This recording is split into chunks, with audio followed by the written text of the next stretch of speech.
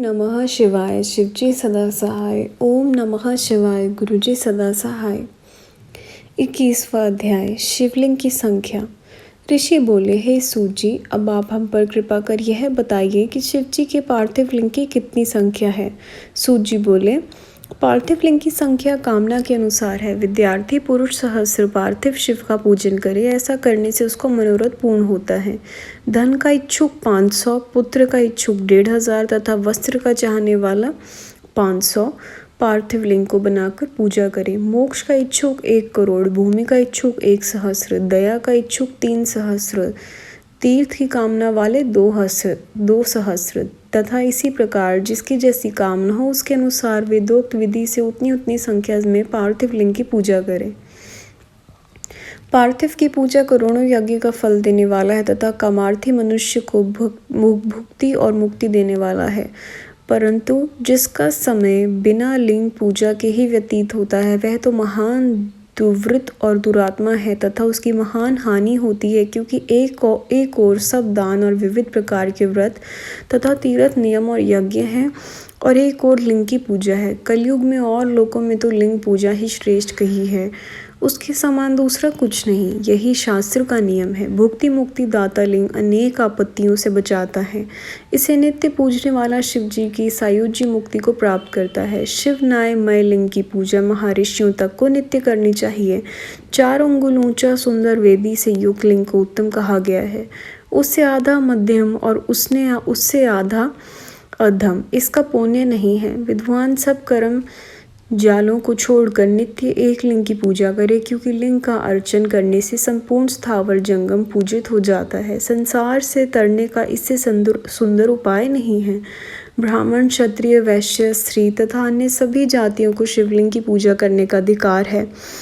द्विजों को वैदिक मार्ग से पूजा करनी चाहिए, अन्य मार्ग से नहीं। और दधीचि, गौतम आदि ब्राह्मणों के शाप से दग्ध चित्त वाले एवं उनके वंशजों को, जिनकी वैदिक कर्म से श्रद्धा नहीं है, जो वेद स्मृति के कर्म का अनादर कर दूसरे कर्म का आचरण करते हैं, उनके संकल्प नहीं प्राप्त होते। उन्हें चाहिए कि वह उसी स्थान पर त्रिजगन्मीय अष्टमूर्ति का पूजन करें। पृथ्वी, जल, अग्नि, वायु, आकाश, सूर्य, चंद्रमा और यजमान से 8 मूर्ति पूज्य हैं। शर्व, भव, रुद्र, उग्र, भीम, ईश्वर, महादेव, पशुपति, इनका मूर्ति द्वारा पूजन करें। देव कर्म को रात्रि से सर्वदा उत्तराभिमुख होकर करें। इसी प्रकार पवित्रता से युक्त हो उत्तर की ओर मुख करके शिव जी का पूजन करें। शिव जी के आगे पूर्व को न बैठें और शक्ति सहित उत्तर को भी न बैठें और न पश्चिम को ही बैठें, किंतु उत्तर को ही बैठें। साथ ही भस्म और रुद्राक्ष की माला बिना तथा बेलपत्र के बिना भी ज्ञानी जन शंकर का पूजन न करें। शिव जी की पूजा में भस्म ना मिले तो मृतिका से ही ललाट पर त्रिपुंड लगा लेवें। 22वां अध्याय शिव नैवेद्य और विल्व महात्म्य। ऋषि बोले, हमने पूर्व से सुना है कि शिव नैवेद्य आग्रहार्थ ग्रहण योग्य नहीं है। अतएव हे मुनि, इसका और विल्पवत पत्र के महात्म्य का निर्णय कीजिए। सूत जी बोले, हे मुनियों, आप लोग धन्य हैं, क्योंकि आप सभी शिव जी के भक्त हैं। अब सावधान होकर सुनिए।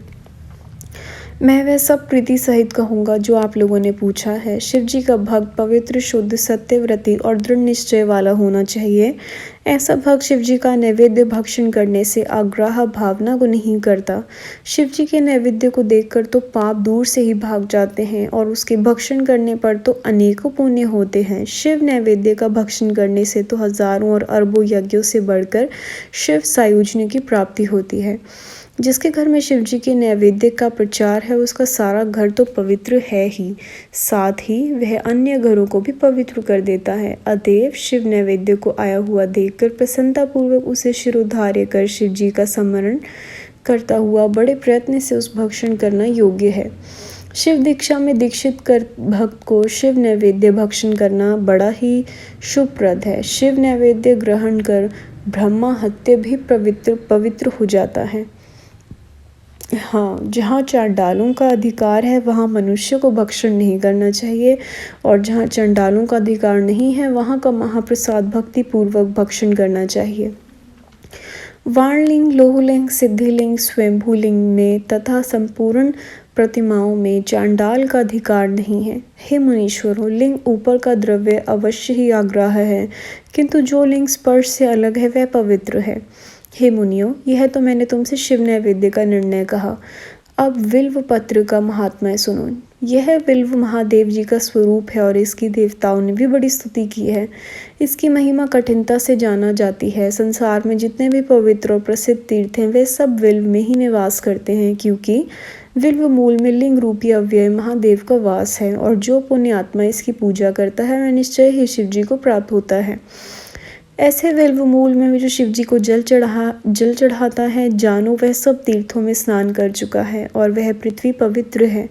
जो मनुष्य विल्व मूल को गंध पुष्प आदि से पूजता है वह शिवलोक को जाता है तथा उससे संतान और सुख की वृद्धि होती है।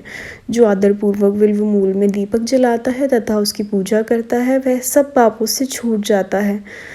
तत्व ज्ञान प्राप्त करके महेश के अंतर्गत होता है। विल्व शाखा के लिए उसके नए पत्ते हाथ में लेकर जो विल्व पूजन करता है उसके पाप निवृत्त हो जाते हैं। विल्व मूल जो शिव भक्त को भोजन कराता है उसी के जिमाने में से करोड़ गुना फल पाता है। विल्व मूल में दूध ही में पका हुआ अन्न जो शिव भक्त को देता है वह कभी दरिद्र नहीं होता। हे ऋषिगण, सांगोपांग शिवलिंग पूजन तो अब कह चुका। हे ब्राह्मणों, यह प्रवृत्ति तथा निवृत्ति मार्ग दो प्रकार का है। प्रवृत्ति मार्गीय पाठ पूजा करने तो मनोरथ पूर्ण हो जाते हैं। अभिषेक के अनंतर शालियन से नैवेद्य दें, फिर घर में लिंग का संपोतित कर शुद्ध स्नान में रखें। हाथ की पूजा हो जाने पर अपना भोजन निवेदन करें। यह निवृत्ति मार्ग ये सूक्ष्म लिंग है। विभूति द्वारा पूजन कर विभूति भी निवेदित करें। पूजा करके लिंग को सदा शीर पर धारण करें। यहाँ इस अध्याय की समाप्ति होती है। अगला अध्याय अगली वीडियो। ओम नमः शिवाय।